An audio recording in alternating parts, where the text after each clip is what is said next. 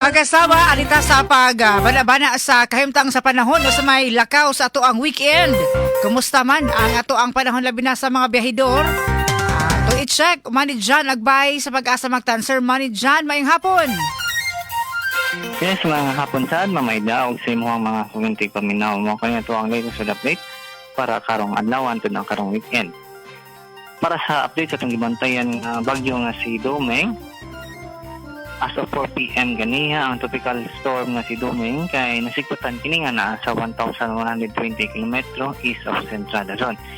Kini si Domeng nagdala sa hangin nga moabot og 85 km per hour, dugsang sentro Gasines moabot og 105 km per hour. Kini nagairog pa west northwest sa kusgon nga 10 km per hour. O base yang forecast og intensity for posible nga kaning si Bagyong Domeng may mong usa ka typhoon category ugma sa gabi or buntag, and posible nga mo-exit na siya sa PAR Lunes na sa gabi. Sa pagkakaroon wala na siya direktang epekto bisang asang parte sa itong nasod, and kaning trough niya o kaning hinungaw amo na naka-apekto din sa may eastern section din sa Visayas. Kung para sa itong forecast weather condition para din sa Tibol para karong adlaw antod na karong weekend, makas natin tadri o panag sa mga panganuron ito na sa dagungon nga kalangitan, may mga chance gapon sa mga isolated na mga ulan ug mga thunderstorms labi na sa hapon ug gabi, limikan ang mga localized thunderstorms. So posible gapon ng mga urban flooding o mga landslide labi na kung may mga kalit na pagbuntak sa ulan. Samtang hinay nga ito na sa kasarangan nga hangin nga nagagikan sa Bagatang Kasadpan nga ito na sa Kasadpan ang mupasalabi din sa tibok Visayas. Dinamalod sa tuwang karagatan hinay nga ito na sa kasarangan ang mga pagbalod. Sa pagkakaroon wala tayo gi-issue ang good warning din sa Visayas. Din sa Subo nga itong dagat ni Hunas alas 4:24 ganiha o mutaob alas 10:24 karong gabi. Temperatura karong adlaw nag-range gikan sa 27 to 33 degrees Celsius. Maximum heat index nato din sa Metro Cebu 42 degrees Celsius. Sunset na to karong alas 6:02 sa hapon. Ug mo lang na itong latest with the update. Kini si Manny John nagbay, maayong hapon o happy weekend. Sir Manny John, ug mabaadlong Sabado o wanon gihapon ta o baka sa Sunday? Yes sir, diri sa Metro Cebu karong weekend. Expecta nga natin mga kalikalat na mga pag-ulan ug cloudy skies. So, binatok limdan magdalatag payong if magawa sa atong panimalay. Dengan salamat Sir Manny John.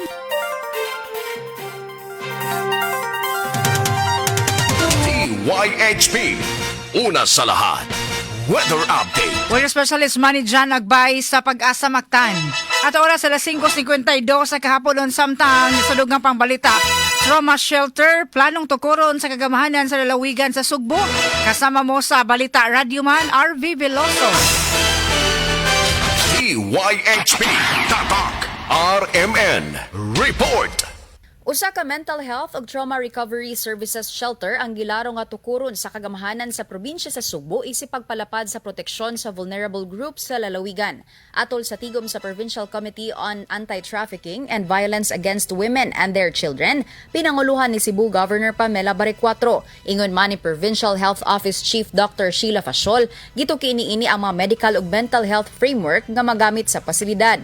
Nalakip na ang psychological first aid, trauma processing ug mas dali nga akses sa pagpatambal sa nagkadaiyang mental health conditions. Alang sa mga bata gilara usab ang pagtanyag sa specialized care sama sa play therapy ug art therapy aron nga masuportahan ang emotional recovery niini. Matod ni Fasiol nga nakakuha na ang probinsya og supply sa medisina alang sa mental illness, anxiety ug depression pinaagi sa pakig-alayon sa mga psychologist. Samtang ang Provincial Social Welfare and Development Office bipahibaw usab nga gisugdan na sa Women and Children in Crisis Intervention Center ang pag-instalar sa smart houses nga mahimong kabahin sa balay ni Neneng Compound. Ang matag unit gilauman usab nga maka-accommodate og 8 ngadto sa 10 ka mga survivors nga maglakip sa air condition ga kapuy-an. Kad-anan ingon man ang administrative offices. Tinguha sa kagamahanan nga maestablisar usab og help desk o referral system sa major transport terminal sa Sugbo isip kabahin sa paagi nga mapalambo ug mapadali ang abag niini ngadto sa mga biktima. Kasama mo sa lalawigan sa Sugbo. Radyoman RV Velocity WHP Tatak RMN. Ang kagabhion ni Permahan The Department of Labor and Employment Secretary Frances Tolentino ang memorandum nga nagmando pagbalik sa orihinal nga standard work week structure sa maong ahensya sa Department of Labor. Subay sa pagpatuman ini sa tanang opisina, lakip na ang regional offices sugod sa Hunyo 1. Balik na sa 5 ka adlaw nga work week, Monday nga to sa Biyernes. Tungod niini mabalik na ang trabaho sa Dole 5 ka adlaw matag semana. Pero duman nga ni atong Marso 9 hingpit ang gipatuman sa Administrasyong Marcos ang 4-day work week nunot sa pagsaka sa presyo sa produktong petrolyo tungod sa gubat resulta sa kasungian dito sa Middle East.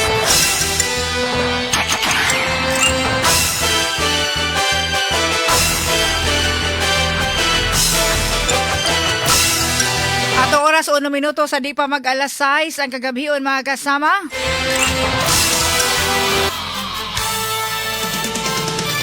Arita sa Panulong Pambasa 2026 update. Oy, congratulations sa atleta, taga Lapu-Lapu, mga Arnes players. Congratulations ha, gubikan kay mapasigarbuhon ang lokal gagamahanan sa dakbayan sa Lapu-Lapu sa nadawat nga awards sa mga Arnes players gikan sa syudad sa Lapu-Lapu sa 2026 palarong pambansa nga gipahigayon dito sa Agusan del Sur. Anya mga atol sa 66 palarong pambansa dito sa Dato Lipos, Makapandong, Governor D.O. Plaza, Prosperidad, Agusan del Sur. Nahakot sa mga atleta na sila si Amber Joy, si Notarte, Anjo, individual double weapons, elementary girls, ingon man ni Abigail Alpanta, John Carl Kabatan, o Mike Jory Israel, mo ni mga nanghawod sa Arnes kategory mga kasama. Atong pinagi sa dedikasyon, disiplina o talento sa Arnes, napakita nila ang kusog sa Garbo, sa Lapu-Lapu City o sa Tibuok Central Visayas sa asoing kompetisyon. Si Amber Joy Notarte, nakakuha og 2 ka gold medals, Anyo individual single weapon elementary girls, unya Anyo individual double weapon elementary girls. Samtang si Abigail Alpanta, 2 ka gold medals ug 1 ka bronze medal sa Anyo individual single weapon ug secondary girls, Anyo individual espada idaga secondary girls ug Anyo individual double weapon secondary girls. Samtang si John Carl Kabatan, gold medal sa Anyo individual espada idaga elementary boys. Samtang si Mike Jury Israel, silver medal sa Anyo individual double weapon secondary boys. Congratulations sa mga atleta nga nihakot og mga pasidungog og mga medalya mga kasama. Kami na gid sa taga Rehiyon 7 ug uban nga taga regions nga nagmalampuson. Congratulations.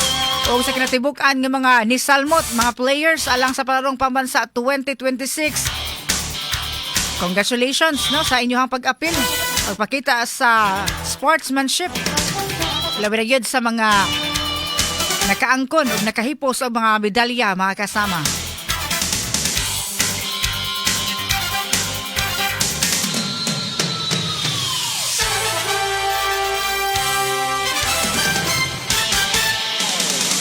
Ato oras alas 6 sa 1 na sa kagabion mga kasama.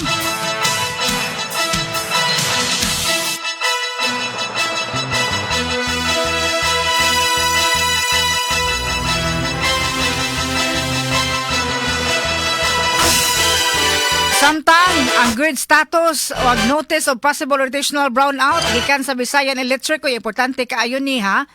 Karong adlaw mga kasama, labi na karong gabi una gumikan sa mga rotational brownout, paminaw mo aron sa pag-maintain sa system stability sa Visayas grid. Mga mga gipatuman sugod karong adlaw May 29, yellow alert 3 p.m. to 6 p.m. 7 p.m. to 10 p.m. Gamay kaayo, nipis kaayo ang supply busa dili pa igo. Samtang 6 p.m. to 7 p.m. red alert, ang demand exceeds available supply ug ania ang mga possible rotational brownout nga ipatuman. Usa ka oras nga power interruption may be implemented kung ang sitwasyon sa grid Musangpot nga to sa red alert status. 3 p.m. to 4 p.m. kaganina portions of Cebu City, Calamba, Calubinghan, Labangon, Punta Princesa, Sambag Uno, San Jose, Antisa.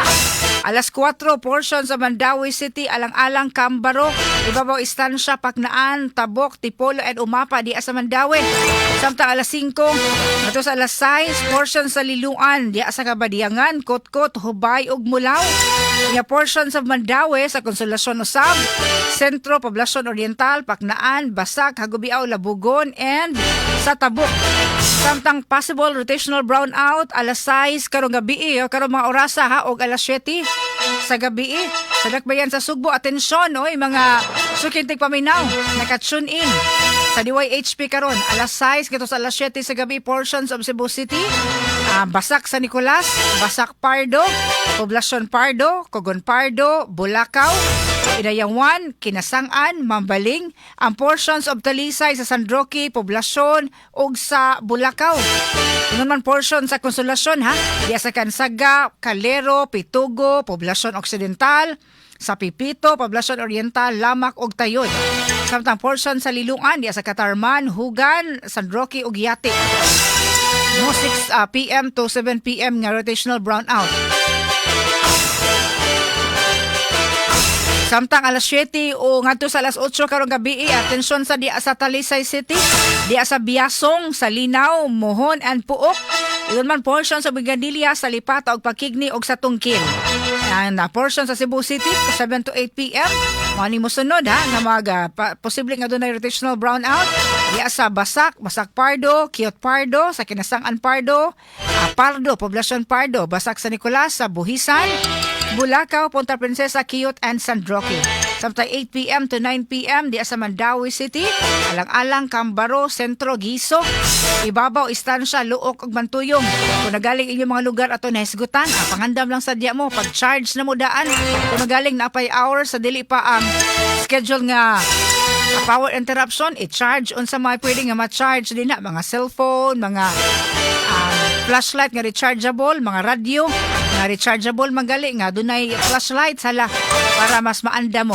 9 p.m. to 10 p.m. portions of Cebu City, Basak, San Nicolas, Kasambagan, Mabolo, San Jose ug sa Subang Dako. Matod pa sa Visayan Electric nga mahimong mausab-usab ang mga schedule depende sa kahimtang karon or actual grid condition o nga further nga mga direktiba og pahimang gikan sa National Grid Corporation of the Philippines kon NGCP.